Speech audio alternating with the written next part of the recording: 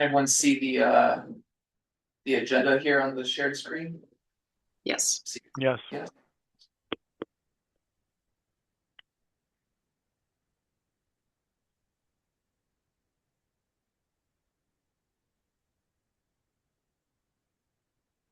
no worries, Sam.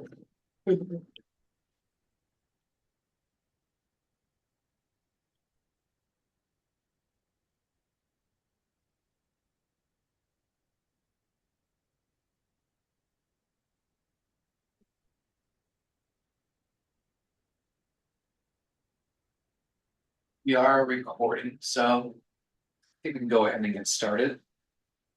So I just want to welcome everyone to our first official Vision Zero working group meeting. Super excited. And it's my birthday today, so it's a great birthday present. Yeah, Birthday. thanks. Yeah, no, this is great. I've been looking forward to this for a while, so it's really cool to have everyone here.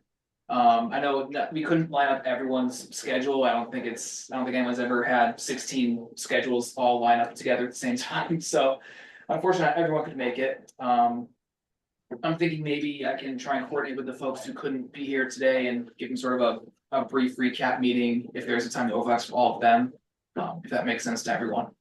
Um, we can certainly keep sharing back and forth over email if there's any comments or questions as we go. I'm not expecting this to be like a weekly like commitment for people. As I said, just maybe an hour or two a month between emails going around and comments and questions. We'll get into some of like subcommittees, things like that. But yeah, don't want it to be a huge time sink for people, but I really appreciate all of your folks' interest and willingness to add your perspectives to this. So I'm super excited. And I think it comes at a great time because we just saw that the next notice of funding opportunity came out like literally 2 days ago for the next Safe Streets and Roads for All grant. So I think we'll take some time today definitely to discuss that. I've kind of gone through and made some highlights about stuff I think is important to look at for all of us to consider. I don't have like a definitive list of potential projects at this point. It's due at the end of June, so I'm thinking by the end of April, maybe or early May, we might have at least a short list to talk about of what we want to try and pursue. There's a lot of different possible paths we can take, so that's what I want to hear from you all as well. What you think our priorities should be in Berkshire County to make our streets safer, reduce fatalities and serious injuries. That's the North Star. Get down to zero, Vision Zero as they call it.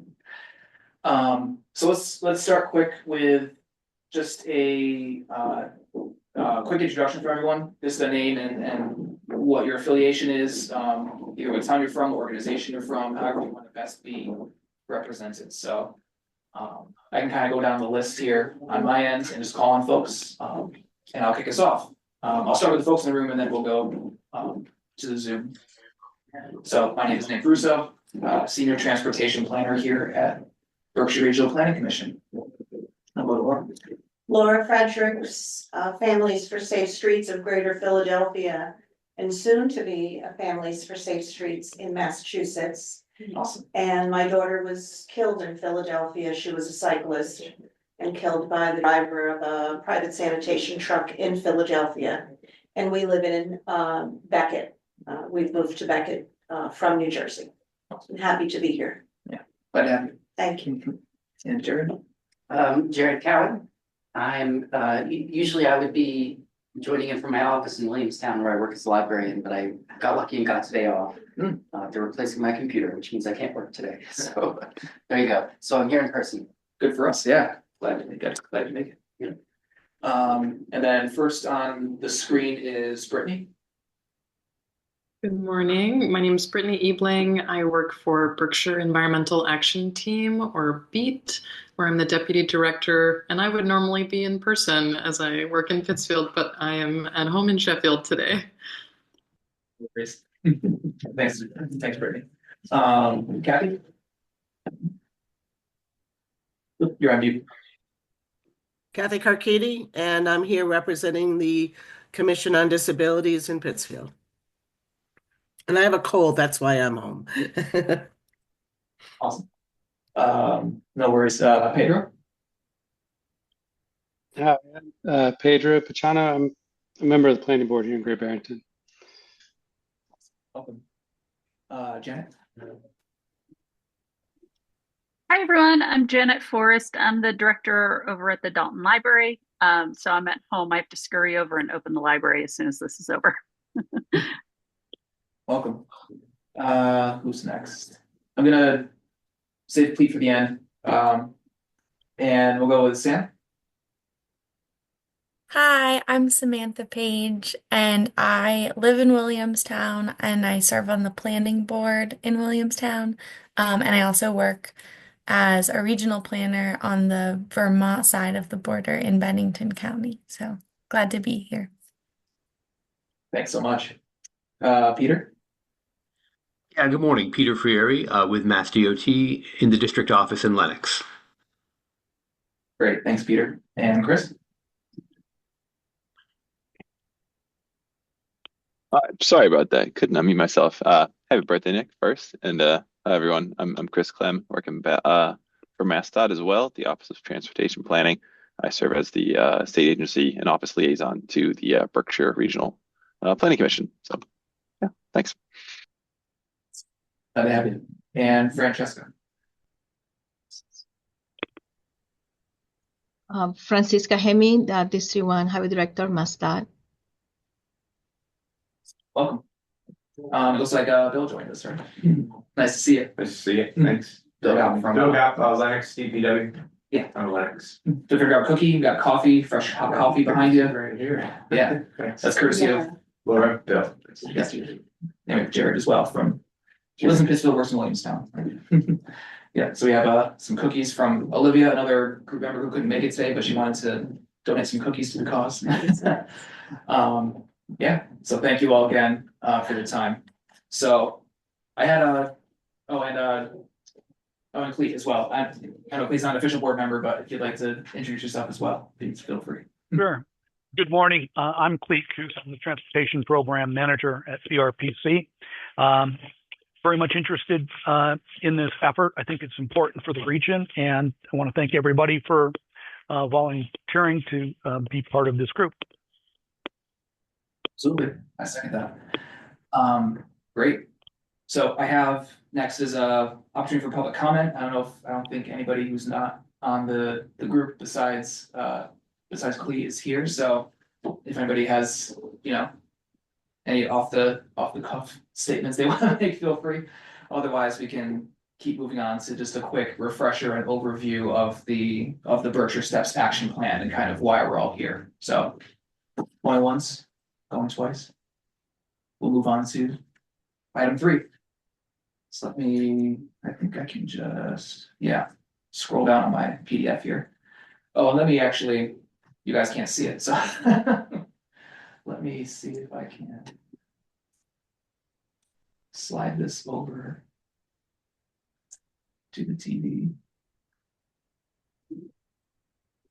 And I'm assuming Zoom folks can't see it anymore, right? I'll need to reshare the right screen. We could see if it was the steps. Yeah, can you see the Berkshire County steps? Now we just see the desktop. Okay, yeah, I'll just share a different screen then.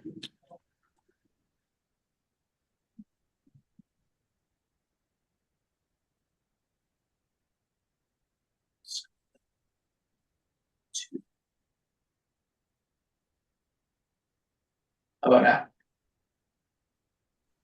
Yeah, now we see the steps page. Cool. Yeah, so just a quick refresher for everyone. I'm sure you're pretty familiar with this already, but I figured I'd just remind us of why we're here and what we're all about. So this is the Vision Zero working group under kind of the umbrella of the Berkshire County Steps Safe Travel and Equity Plan for Our Streets initiative. The two are kind of interchangeable in a way. Like the action plan is called the Steps Action Plan, and the Vision Zero Committee is like the group that is working to get the plan implemented, if you want to be exact about it. But us bureaucrats and our naming conventions and acronyms, so you gotta do that at least once, right? So this is funded from the Safe Streets and Roads for All initiative, which is a federal grant program from the Federal Highway Administration. As I mentioned, there's a new funding opportunity that was just released a couple days ago at the end of March. So our next kind of major step will be looking at how we can pursue that with an implementation grant now that we have the action plan completed. So a little bit about the program. This is all funded by. The program goal is to reduce and eliminate deaths and serious injuries on our nation's roads, streets, and highways. This grant program provides funds to local, regional, and tribal communities as part of their systematic approach to prevent deaths and serious injuries. You can kind of see, let me actually make the full screen.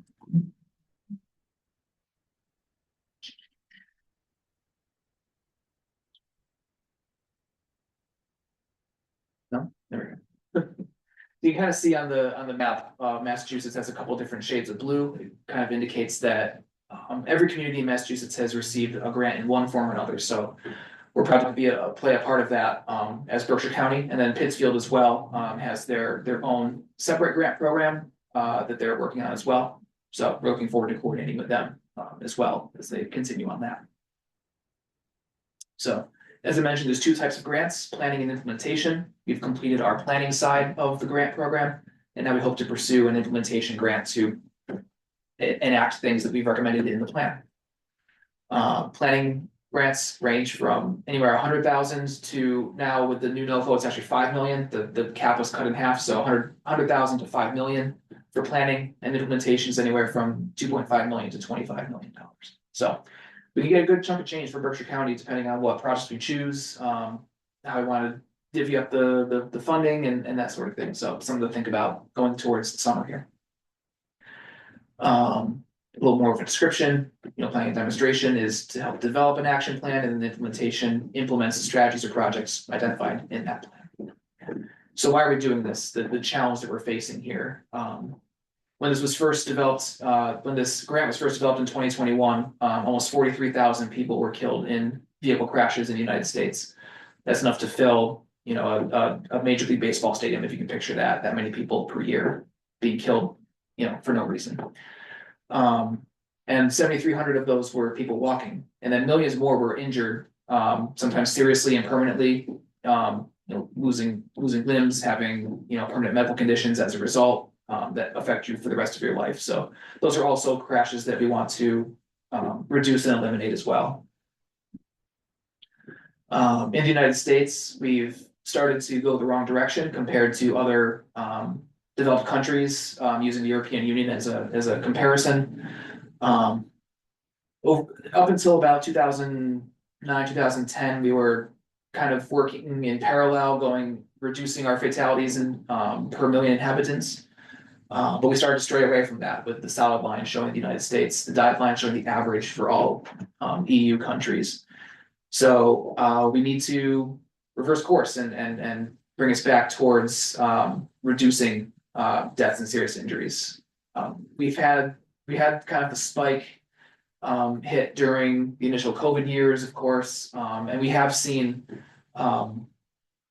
deaths start to go in the right direction, although it's a bit of not a red herring, but we've seen that as people inside cars kept safer, people outside of cars are suffering more as a result, with larger, heavier vehicles, more blind spots, and things like that, road design, behaviors. So we have a lot we can still accomplish, even though we're starting to see the trend overall go in the right direction.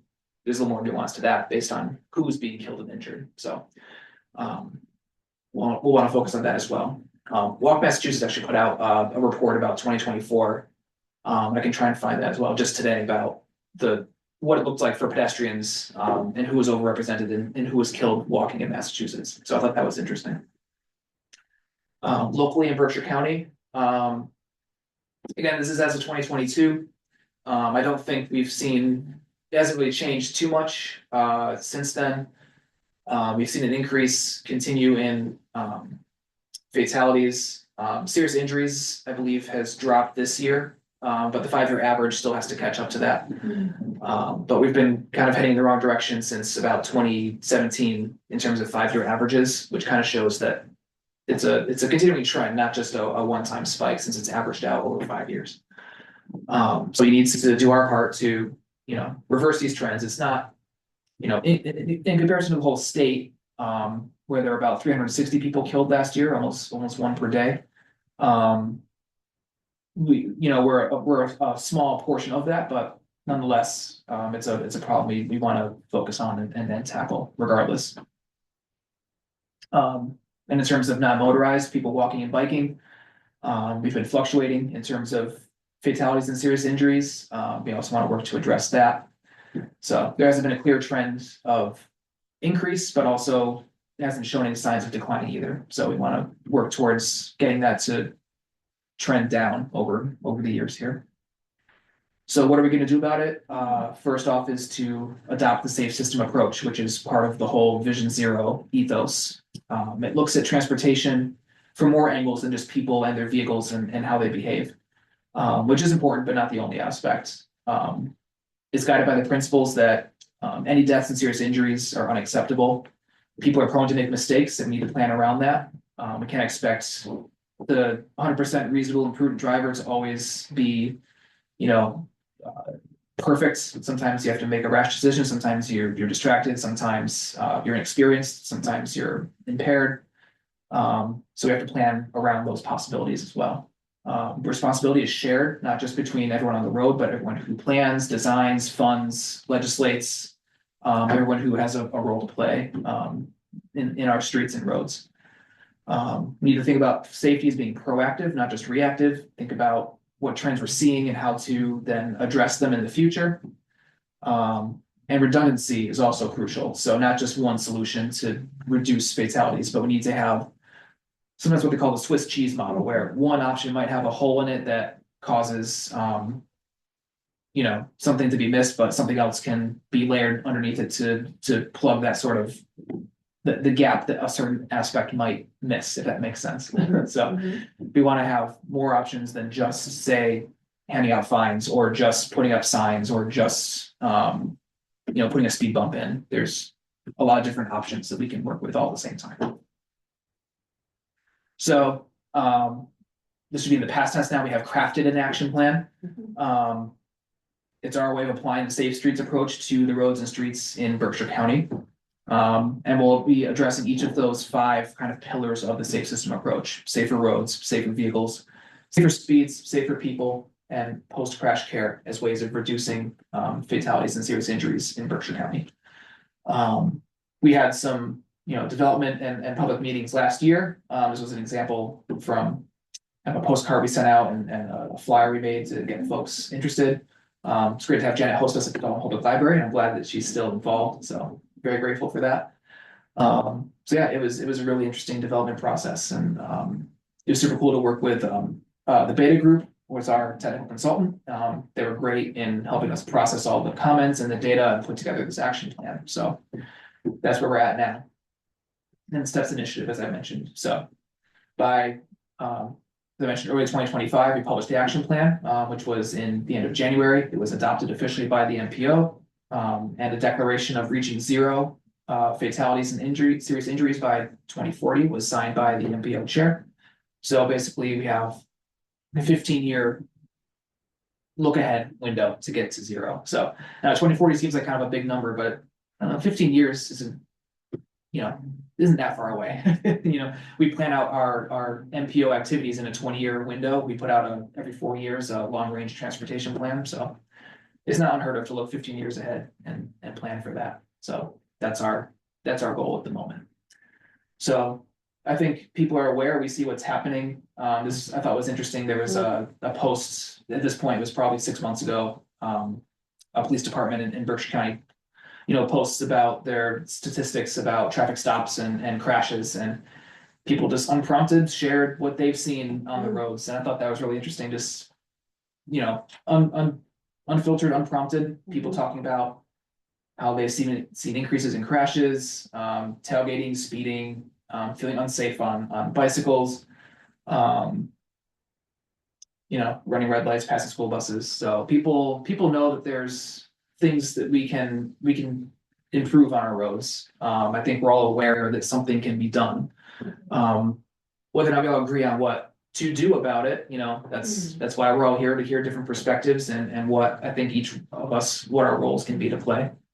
But yeah, I think it's clear that I think we're in agreement that there's things that we can improve on our roads in terms of behaviors, in terms of designs, in terms of safety, all of that kind of stuff. And we have the tools to help us do that. Enforcement can only do so much, it plays a piece, especially with the truly deviant drivers who are under the influence, who are speeding recklessly, who are distracted. They should be held accountable, of course, but we can't do that 24/7. We can't have every single problem area posted with a police officer all the time. I think the entire department could be out there all the time if we wanted to.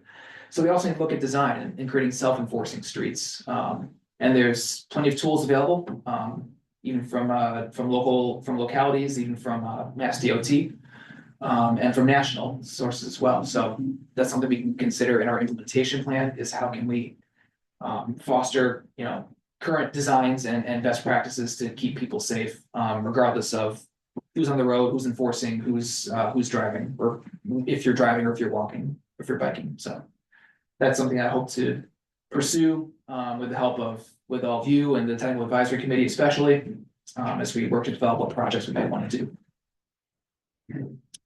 And it could look like a lot of things. It could look like extending rail trails and shared use paths. It could be protected bike lanes. It could be better intersection designs like roundabouts, adding better crosswalks, keeping our roads safe and maintained in the wintertime especially.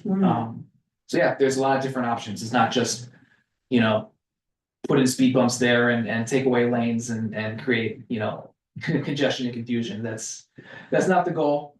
Sometimes with pop-up projects that move fast, it can seem like it, but I think there's a chance to really make a big impact here and show people really what a systemic approach to safe road design and safe systems looks like. So that's my hope. So where do we start? We have our comprehensive safety action plan, and have our project and program recommendations in that plan. If you get a chance, if you haven't taken a look yet, definitely take a look through the action plan. It's on the project webpage. I can share that in the chat. BerkshireSteps.org. You can download the action plan there, and it's got a map full of recommended project areas based on the high injury network that was developed across Berkshire County with the help of data processing all of the crash data. Thousands of crashes over 5 years. They boiled down basically where the top intersections are in terms of injury and fatality, vulnerable road users, if they're in environmental justice areas. So we have a good blueprint of what the top hotspots are. And they're ranked, based on the score, which is how many fatalities, how many injuries, how many property damage crashes took place. So I would say we don't necessarily have to just literally hit like number 1, number 2, number 3, number 4, like in our application. We can be more strategic about it if we want to cluster certain types of projects together, if we want to look at what else is happening in terms of other projects that are already in the works. So something to think about as we go forward. We're not gonna make any decisions today, of course, but something to keep in mind. Let's see here. And yeah, that's it for the sort of overview of the action plan. So let's see. Is it gonna? Oh, that's the helpful. Did I lose the agenda? There we go. Yeah, if anyone has any questions or comments about that, anything that was unclear or that can help clarify, let me know. Otherwise, we can continue on. Cool. Yeah, thank you all. So next is kind of just some housekeeping items. We'd like to get a a working group chairperson who's not me. It should be someone who's not a paid staff member. And then we also need to figure out our terms as members, so. I'm happy to open it up if anyone wants to nominate themselves as chair. It's not a huge job, just basically guide us through agendas in the future. Kind of use your judgment and your experience to keep us on track, keep the meeting going, open us and adjourn us, that kind of thing. Nothing too fancy. So if anyone's interested, they're welcome to speak up now, or if you want to reach out to me later. Otherwise, I can kind of stand in as like the interim for now, as I've kind of been doing for the past half hour here. But yeah, it would be great to not have a paid staff member be a chair, just to keep things separate. So I'll open it up if anybody does want to volunteer themselves, but if not, no pressure. You can always reach out to me later. But from there, we can also talk about terms. So going once, going twice, if anyone's interested. I can do some outreach too, and just check in with folks as well. But, yeah. And then we'll also have our subcommittees. We can think about those as well. But in terms of how we have our membership terms, so I think we're going to do a 2-year term, basically. So that would consist of basically going to 8 meetings, once per quarter here. But I think it'd be nice to have staggered terms, so not everyone is just filtering in and out at once. So I was going to open it up, if anyone wants to volunteer to only do a 1-year term. We want, say, half to filter out after 1 year, and then after that, it'd basically be a natural, like every year, half the group filters out. So if anyone's interested, if I'll speak up at once, I'm sure. Nick, I just have a clarifying question. So I'd be happy to volunteer to do a 1-year term. Does that mean I get booted off in a year, or it just means I get reappointed? How does that work? I would just check back in with you after a year, be like, hey, are you interested in rejoining? Or it's your chance to say, I'm good, I've had my time and I'm ready to move on. That can help us plan to do the outreach for getting new folks on board. So it's more just after that year or 2 years, whoever Gonna ends up doing it. evaluate. But yeah, just check back in and be like, hey, do you want to continue on, or are you ready to step aside? And we'll plan to then, put the call out for however many open seats are there at that point. So just help us know how many open seats there will be. Great. So you're not automatically booted out, but. Okay, then in that case, I'm happy to volunteer to do a 1-year term. Okay, great. Let's see. I should make sure I know who's doing what. I'll do a 1-year term also. This is Kathy. Okay. Sign Pedro for a 1-year term. Kathy, Janet. And I know not everyone's here at this meeting, like there's folks who can attend today, so you don't have to reach 8 right now. I'll reach out to them as well to see what their thoughts are. So I'll send a final email out. Nick, I'll volunteer for the 1-year term as well, with some vacancies amongst our team and in our office. There's always the chance that someone new gets brought on and covers BRPC. Absolutely. Okay. All right, so that's 4 right now. Anybody else is feeling a burning desire, let me know. Otherwise, I'll reach out to the folks who couldn't attend today as well and see, get a final count. So appreciate it. Let's see here. Back up our agenda.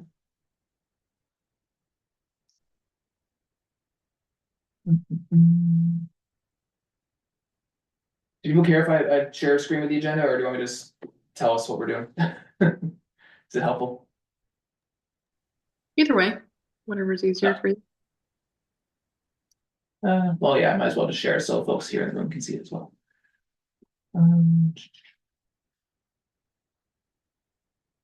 Sure.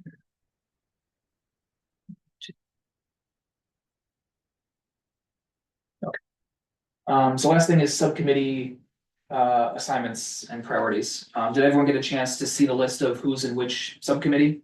Does anyone have any changes or wishes they'd like to make to change? I tried to get everyone fit into their request the best I could. I had to rebalance it slightly and move a couple of folks. And if anyone's, you know, really interested in one certain committee, they can certainly let me know and can make accommodations where possible. You can also email me offline if you want to talk about it later, but yeah. I figured I would just show us kind of what each committee is all about. Just so we're all on the same page there. So I think the easiest way to do that is just to look at the webpage.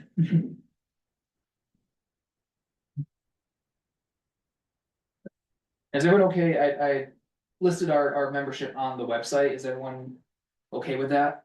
If you're not comfortable having your name on the webpage, please let me know. But there's no like contact info or anything. It's just who's here right now. So feel free to let me know if you have any thoughts about that.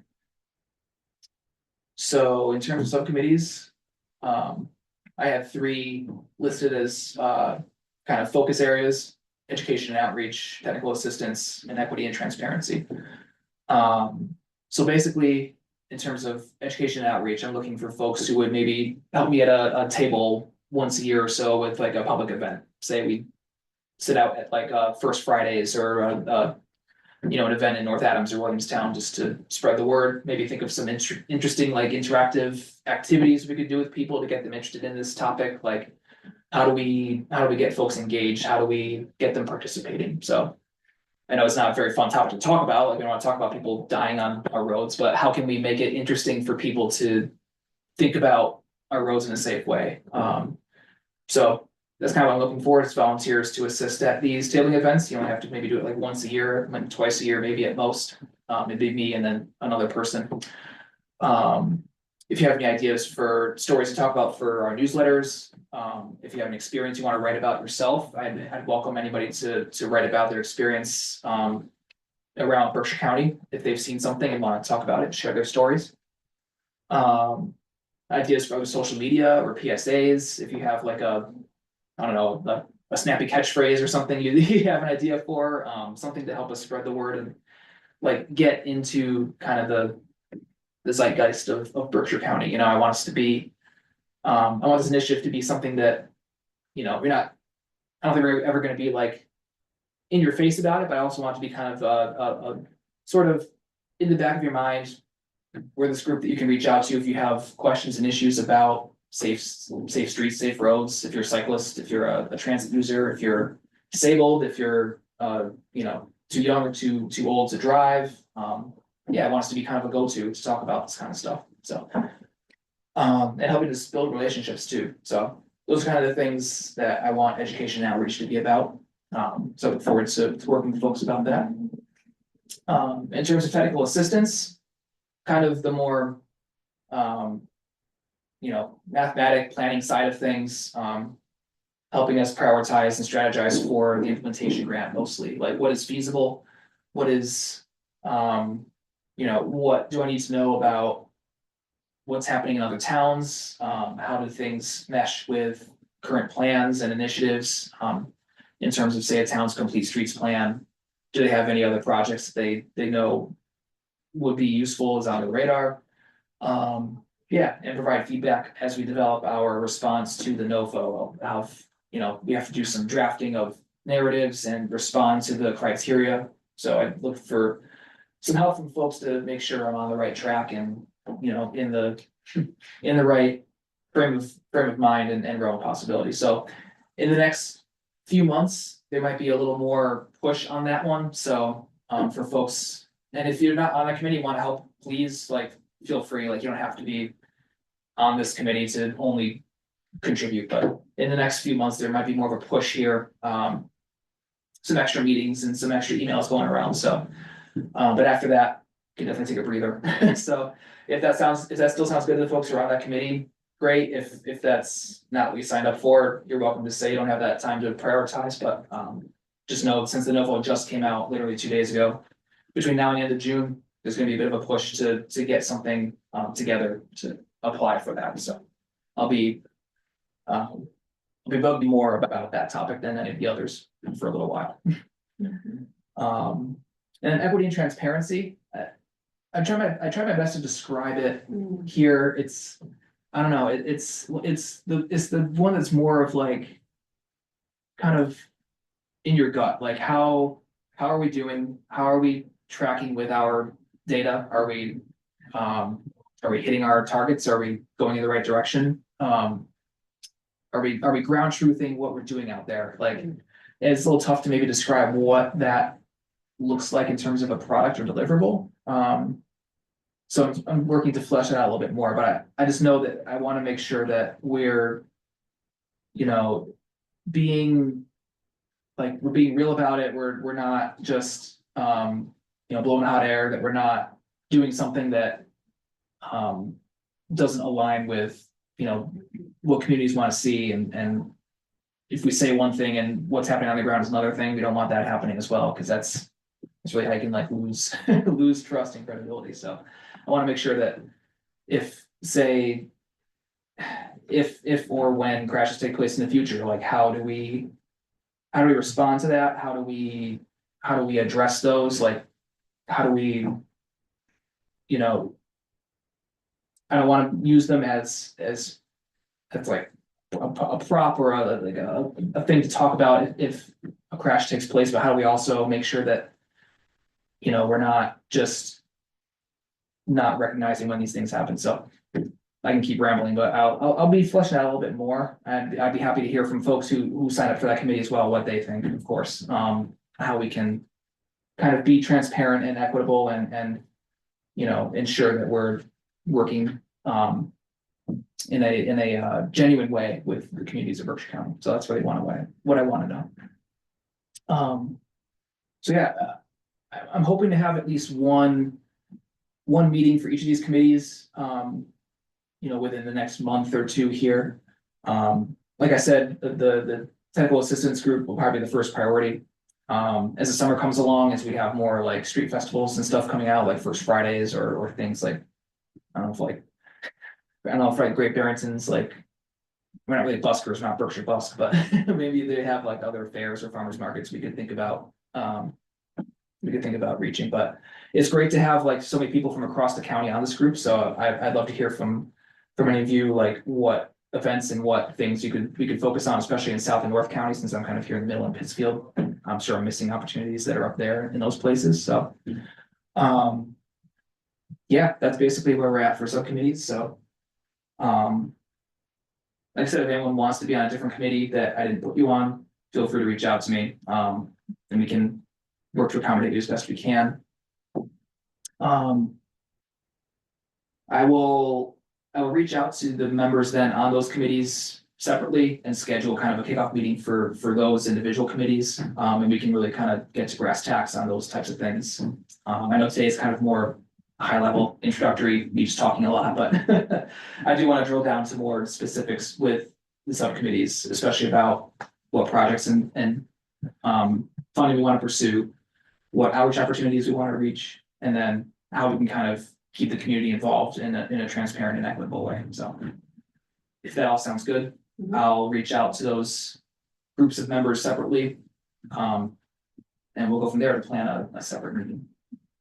Somebody? Yeah. I'm on the Education and Outreach Committee, but I'd be happy to be on the Technical Assistance Committee temporarily as you're thinking about those plans. And then I can, you know, I can help with both, especially like you said, that technical one is, you know, mostly in the beginning here. I'd be happy to help with that as well. Awesome. Yeah, thank you, Laura.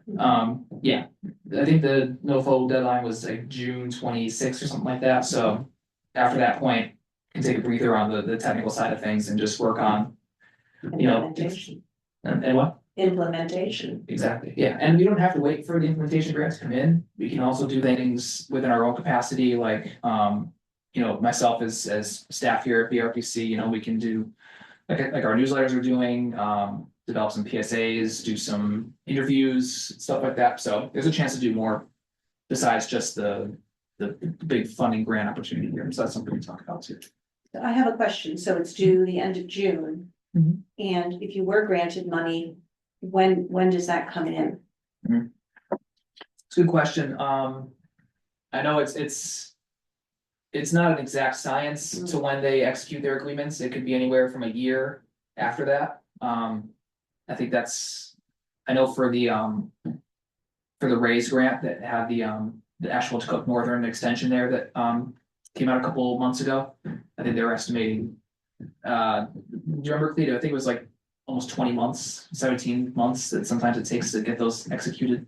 Wow. Yeah, it So- can be a long duration, but on the other side of the token too, the funding that was provided to develop the STEPS plan moved rather expeditiously. So, I don't know, given the way that, things currently are, I would say that, it's probably going to be 6 months at least from notice of award for when the funds would be available. Okay, yeah, that's a good starting point. I mean, an implementation grant is a little more complex than a action plan, so I'd probably put it towards the higher end estimate. Especially if we're doing, once, say the funding comes in and we're doing a construction project, then we'll have to do we'll have to develop a RFP for potentially a 7-figure projects that we'll have to then put out to bid and get the bids back and do all that sort of stuff. So it'll be a little process, but I wouldn't expect anything to any shovels in the ground, at least until a year from now. But as I said, there's things we can do in the interim that are more intangible, say outreach, newsletters, activities, public engagement. So there's a lot we can do. Nick, I had a quick question. As you just said, a lot of education outreach can be done at little cost. We're of course volunteering our time and happy to do so. Is there any budget, when you talk about videos and advertising and PSAs, is there any funding available for that, or it all be kind of within your internal budget at the BRPC? There is an opportunity to work with Pittsville Community Television. We're partnered with them, so we could look at working with some of their staff and equipment to develop, say, a PSA. I think that's an opportunity. Sure. Otherwise, I have some staff time that's dedicated to bicycle, pedestrian, and safety planning that can work with, as needed to develop some more newsletter content and stuff like that. So yeah, and then if this grant comes in, we can definitely apply funding from that. But yeah, there's a chance to do, what I can with the hours that I have towards some of these more just generalized things, of course. So yeah, and looking forward to working with all of you, and certainly I'll be sending emails. You'll be seeing emails from me. That'll be part of just my staff time, office time, and then doing what I can to develop some outreach materials. So that's kind of what I'm thinking right now. But as we go forward, every year we develop kind of our yearly plan for our staff. I think this will probably be an item that is listed in our staff plan every year. So we can think about that going forward and what we want to do with our internal activity time. So hopefully that makes sense. And if you have any ideas, Janet, or anybody about be great to partner with libraries, with other town institutions to get the word out, or get we can make some pamphlets or brochures. That could be a kind of a quick, easy thing to send out at scale. So if you have any ideas for where to put those, or flyers, things like that, that could be something to talk about with education and outreach. So let's see where.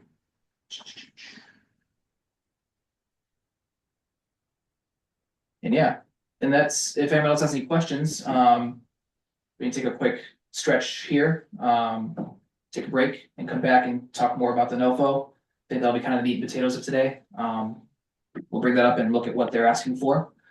And talk about, what our upcoming strategy and policy priorities might be. So sound good? Take a 5-minute break.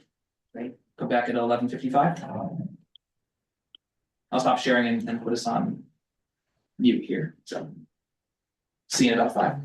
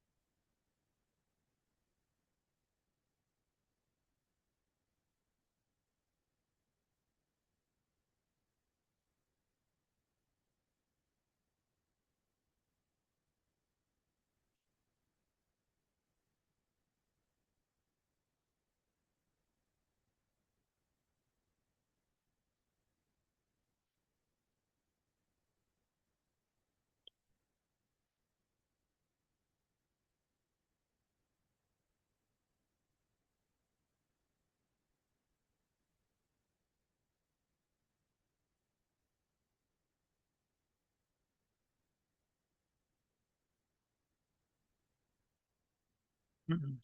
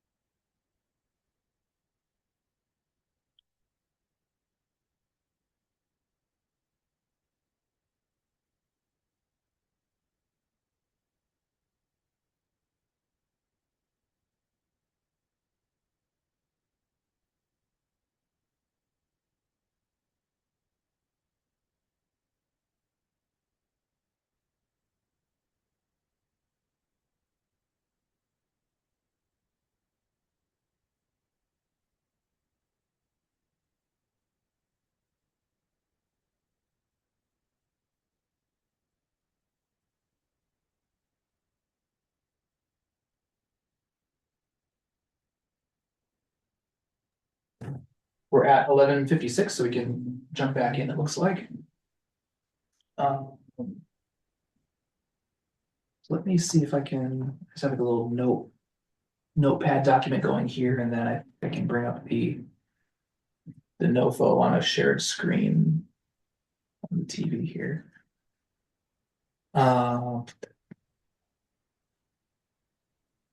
Share. Screen 2. All right. Everyone back, everyone can see. No, thanks for your comments, guys. I got it. Was in the chat. I think the chat doesn't pop up when I'm sharing the screen, so sorry if I missed somebody's comment in the chat. Feel free to just interrupt if I don't get to you in a reasonable amount of time. Or I can try and leave it open actually on my other screen. So can everyone see the Department of Transportation Office of Secretary document here? Cool. Yeah, so this just came out March 28th. I got the email about it March 31st. Like they've been saying for a while, oh, we expect to come out by the end of March, and they just made the deadline there. So this is encouraging to see. We won't go through this whole 76-page document, but I figured I would just highlight some of the important parts for us to keep in mind as we pursue applying for this. Feel free to just chime in if you want me to look at something or clarify anything. So we would apply under the Metropolitan Planning Organization as an eligible applicant. That's what BRPC is. Well, we are on staff for the Metropolitan Planning Organization.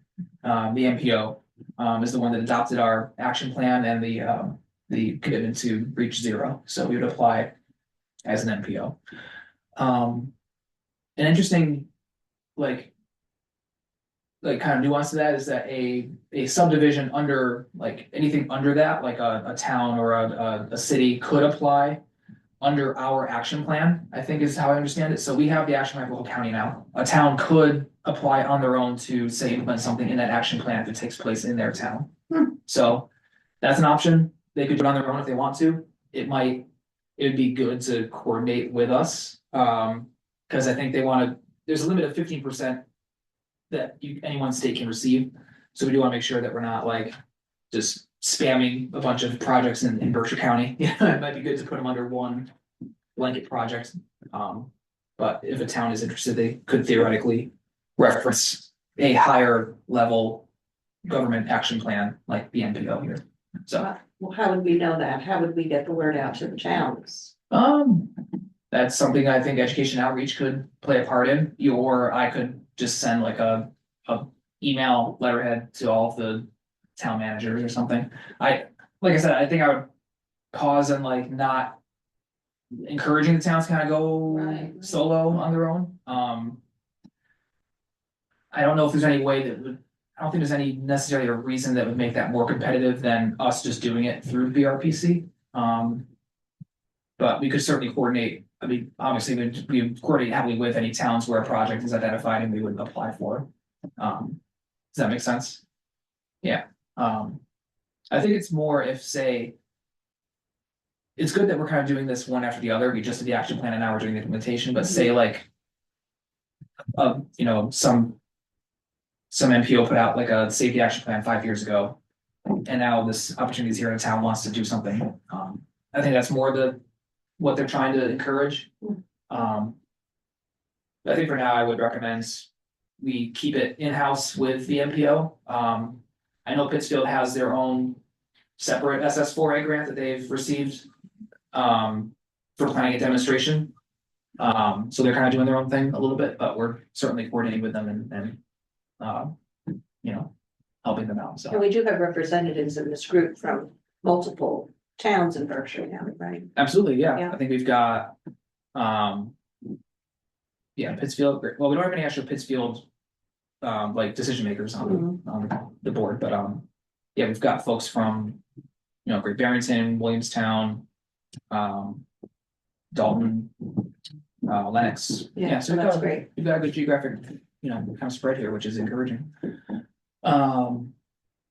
So that's our eligible application, and our eligible project types would likely be either planning, design, and development for projects and strategies identified in the action plan, or implement strategies and projects in the action plan. We could do any of these besides the first one, because we already have the action plan. We could do supplemental planning, we could do demonstrations, we could do planning, design, and development, which is basically get the engineering plans put together, get the environmental permitting done, and then actually build the things. So those are all of our options, basically. Nick, I know I should do my own research, but what do you mean by demonstration? Is that like a temporary installation, or what would be a demonstration? Yeah, sorry, yeah, like pilots, like pop-up biplanes, like road diet, maybe. You could do even just like demonstration of, say, a mid-block crosswalk, or you could test a new traffic signal design, or retiming. You can get the funds to get a technical consultant who could help you do a new signal design plan. Yeah, there could be a lot of things to choose from. I think it's more just there's a time component to it, like there's a beginning and end, as opposed to like just doing a project that's done and out there for 50 years. So I think that's more what they're aiming for. I think I mentioned before, we have anywhere from 2.5 million to 25 million. So we can shoot for the moon, or do even 2.5 million is a big award. I know for the planning award, we were on the lower side, about 250,000. So I don't know if it'll be proportional with that, or we'll see what we want to actually apply for. Yeah, we got to submit by June 26th, 2025. We can submit questions by the end of May. And we can also get an eligibility review, where we basically send them our action plan, make sure it conforms with what they're looking for, and they can let us know that it can be referenced as an official action plan. So I'll probably do that regardless, and just make sure it's all legit. Which it should be. They just reviewed it like a couple months ago. So, but although I know a lot's changed up high in the past few months. But honestly, there wasn't as much in here that is different from the previous NOFOs that I thought there would be. There are definitely a lot of references removed, but nothing was like a complete 180 or like undone or like told so you can't use this anymore. So Nick? Oh, sorry. I just have a question about sort of the distinction between the implementation grants and the planning grants. Like, is there an expectation that implementation projects will have already undergone a certain level of planning and design before applying for that funding? No, the implementation grant can pretty much cover anything related to developing a project, like from the initial stages of development. Like I'm trying to compare it to, like, say a state DOT project. Like you have your 25%, your 75%, your 100% design. Like you can go through that whole process using the funds from the implementation grant. Oh, okay, great. Okay. If that makes Thank sense. Yeah. The planning grant is strictly for developing the action plan on paper. Like that's strictly a paper exercise, basically. But the implementation grant can be anything to act on what's recommended in the action plan. and whatever activities that involves, whether that's permitting, like environmental permitting, acquiring properties right of way. Yeah, anything like that, so. Let's see. Yeah, in terms of other important stuff, so, yeah, they listed some changes from the 2020, changes from the previous NOFOs. They kind of consolidated what an underserved community and area of persistent poverty is. And honestly, I forget the exact nuance between the two, but it's not, I guess it's not relevant anymore. They're pretty close anyway. And I don't think it'll change. I don't think it'll change what communities fall under that eligibility in Berkshire County, but I'll double check on what that looks like for Berkshire County. There are a few in Berkshire County, but I'll need to find out if that actually has a change in which ones are designated.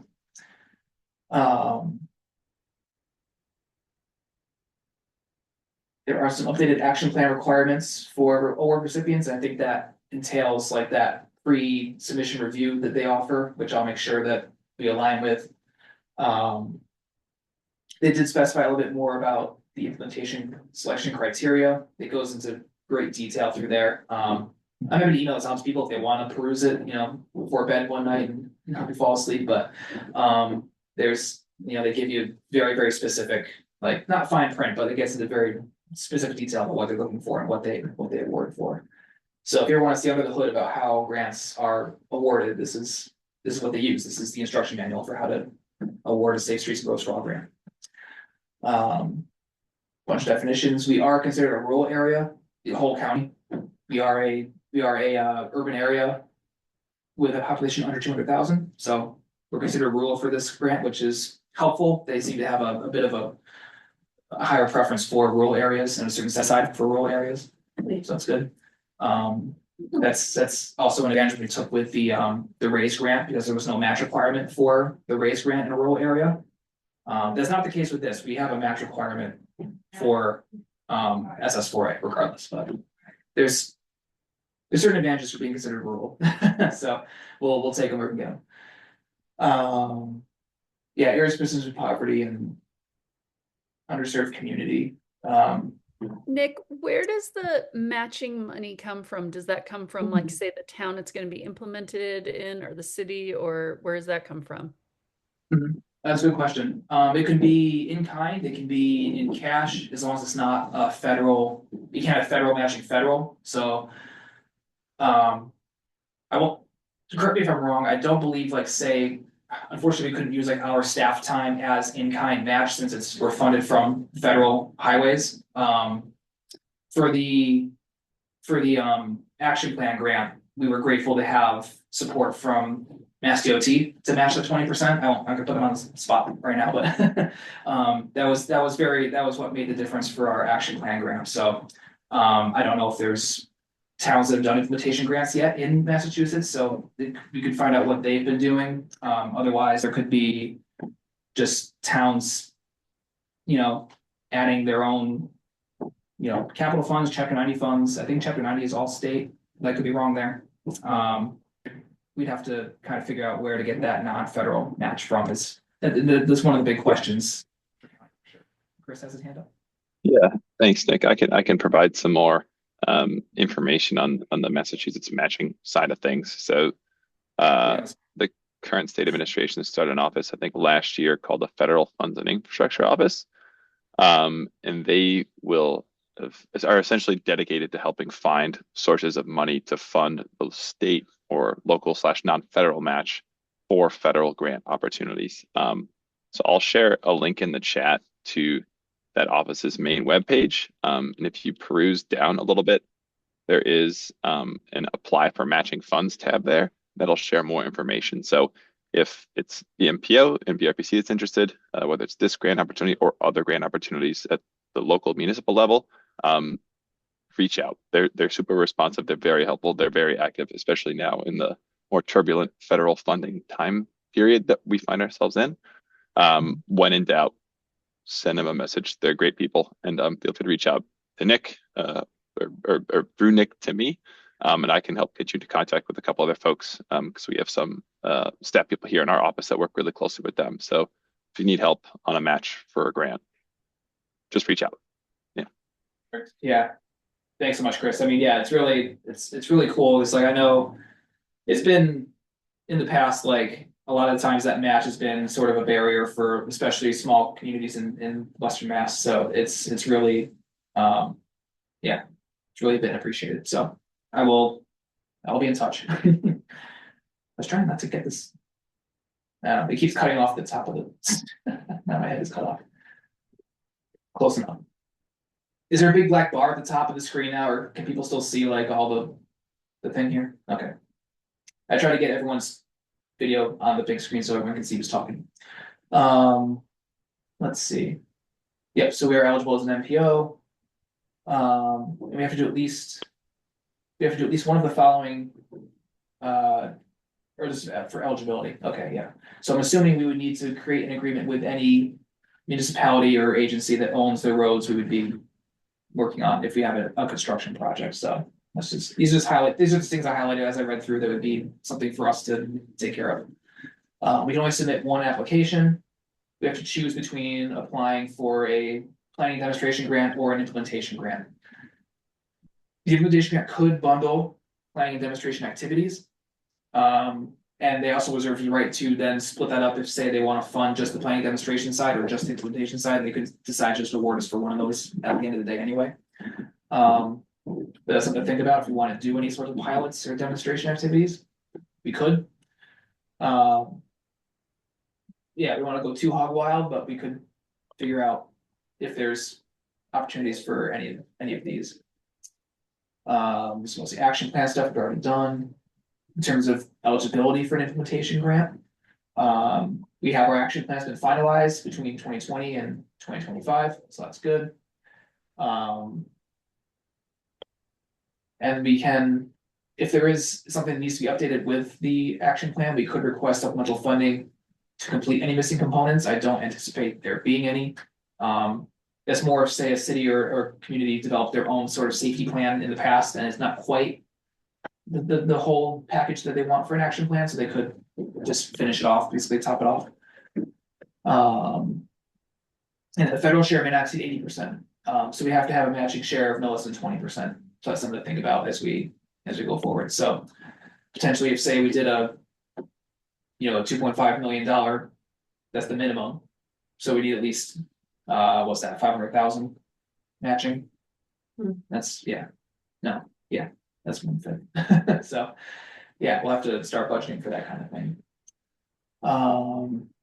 We don't fall under these exceptions for non-federal match, unfortunately. So we're not in the travel transportation program, and we are not in the Virgin Islands, Guam, American Samoa, or the North Mariana Islands. So those are the exceptions where you can get 100% match. We can use in-kind or cash contributions.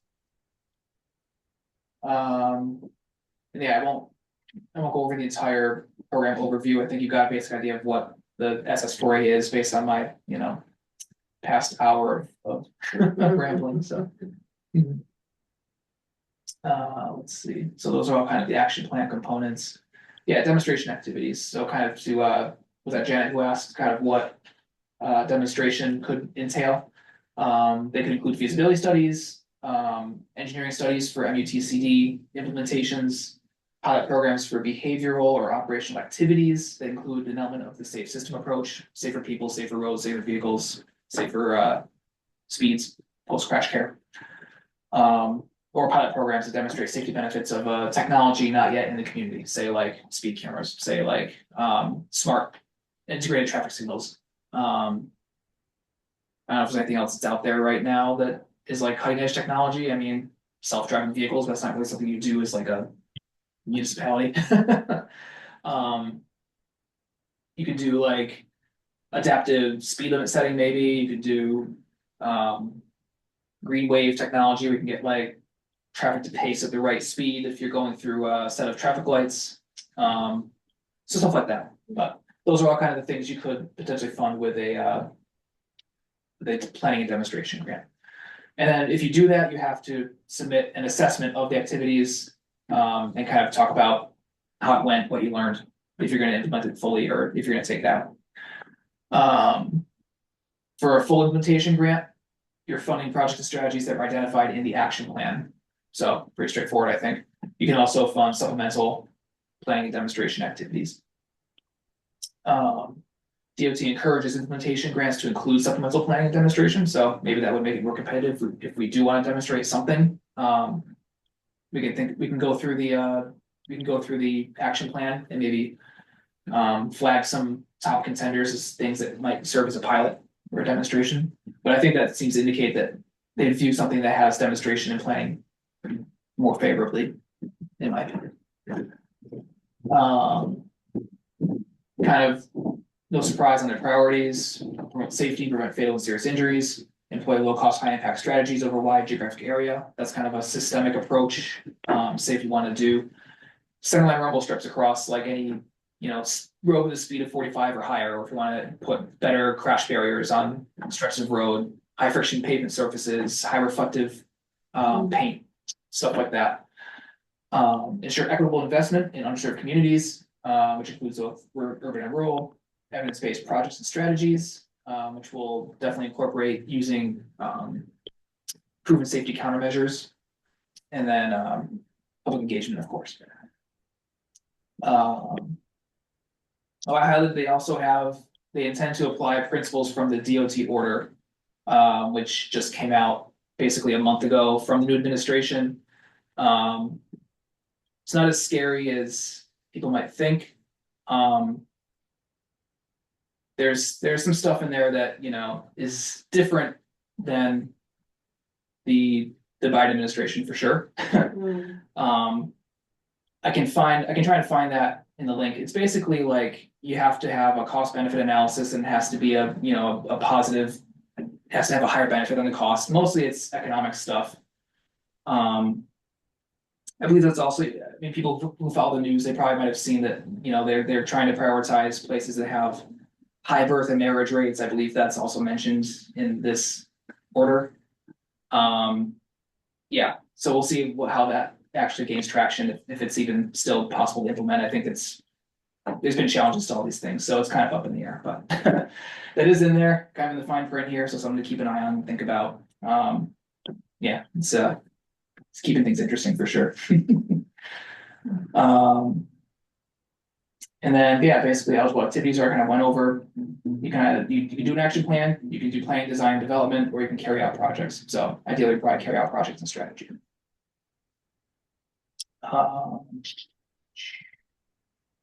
We want to identify the problems, relevant geographic locations, and the projects. It doesn't have to be precise. We can talk about a corridor, we talk about an intersection that's in our action plan.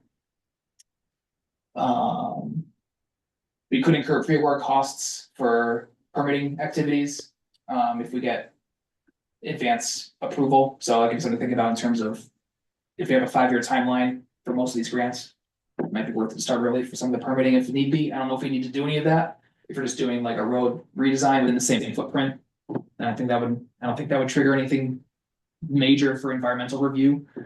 But something to think about. Period of performance may not exceed 5 years. So say if we got a grant in 2026, we'd have to spend it by 2031.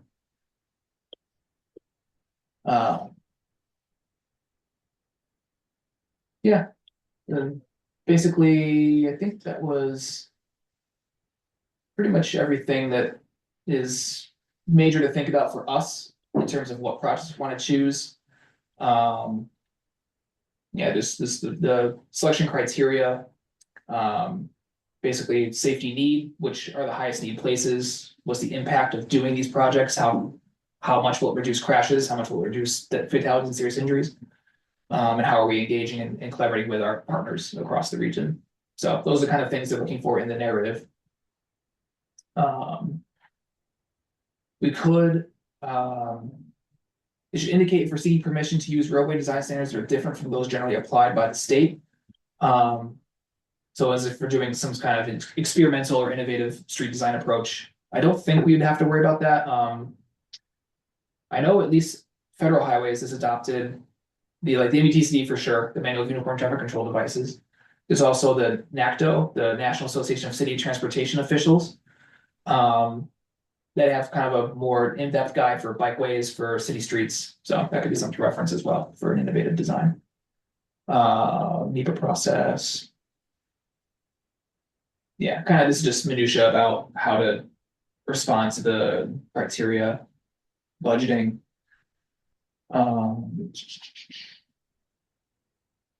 Yeah, safety needs, safety impacts. And then 2 additional factors, project readiness and award consideration. So do we have the framework set up to implement the project right away? And have there already been awards given for a certain state or a certain federal or a certain locality? You know, they can't award more than 15% in one state. So it might turn into one of those things where they have to pick and choose. Yeah, we'll have to do kind of a cost benefit analysis. Safety impact is the most important criterion and will be weighed heavily.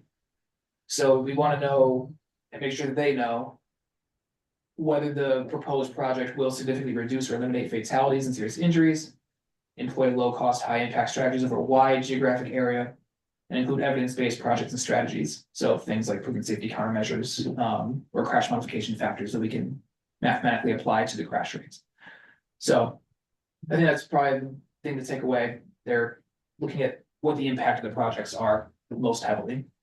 So we might want to focus on more systemic things region-wide, could be viewed favorably, or programs or initiatives that reach out to everyone in the county.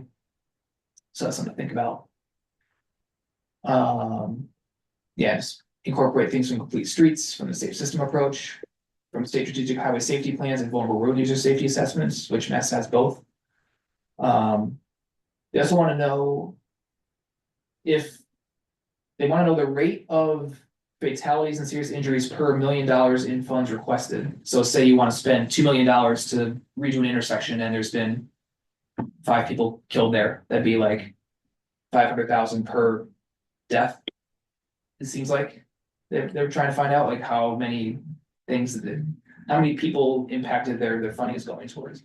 So we'll have to do some math there at some point.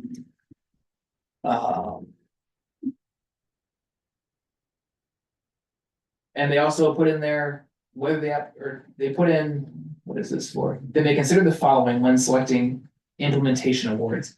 And I flagged that they would consider whether infrastructure reducing lane capacity or reducing access for emergency vehicles, delivery vehicles, or vehicles serving the disabled, they will be viewed less favorably. So that's what I see them saying is like, they're gonna be looking out for like road diets or things that say convert a 4 to 3 lane conversion with bike lanes, that kind of thing, that might flag them. So we'll have to think about that too. They won't like that change. That's what I'm reading from that bullet point there. Which it can be argued like, say a road is way over capacity, or it's way over designed and not used with full capacity. If you're still keeping it within that capacity that's being used, is that really reducing capacity? I don't know. Yeah, so we'll have to be strategic on some of these things to think about how we're submitting these projects. And yeah, these are basically just the review and selection criteria, how they evaluate like a high, medium, low, or non-responsive submittal. Yeah, you're welcome to look through that if you'd like. Just kind of how when they review an application, how do they rate it? High, medium, low, or non-responsive? They'll tend to prioritize implementation applicants that did not receive an implementation grant in the past, which is good. So I mean, I guess that kind of makes sense. They want to get everyone a piece of the pie. So, you know, we're competitive in that strategy, in that aspect. And I think I mentioned before, if it includes both planning demonstration and implementation, they may award one, the other, or both, depending on what their budget leftover is. So we might end up just doing one or the other, depending on how their funding shakes out. Yeah, and then most of it's just kind of stuff about your grant agreement with them, requirements about reporting and civil Title VI and civil rights and non-discrimination and all that. So I guess we did go through all 76 pages, but I think that's basically, I hit all what I thought were the highlights for us to think about. I know we're already reaching close to 12:30, so I appreciate you guys' questions and comments as we came through. If anyone has any other thoughts after everything we went through, feel free to speak up. Jennifer? Do you have the high injury network map that you could share with us? Yeah. Yeah. That's a good question. Can folks see the webpage, the Berkshire Steps webpage? Yes.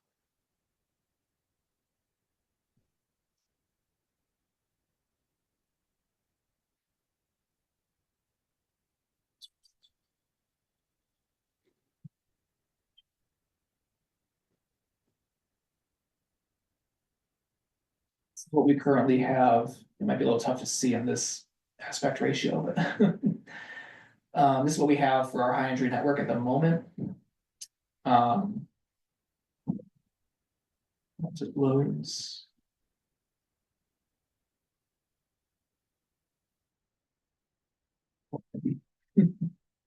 Well, data heavy.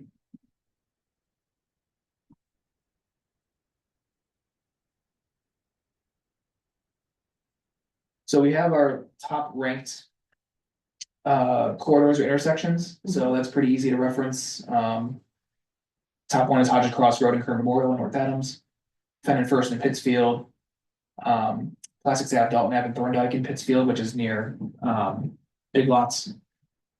Columbus and North, Dublin State in Richmond, Daly Ave and Main Street in Dalton, which is kind of at the bottom of that hill after you go through kind of the center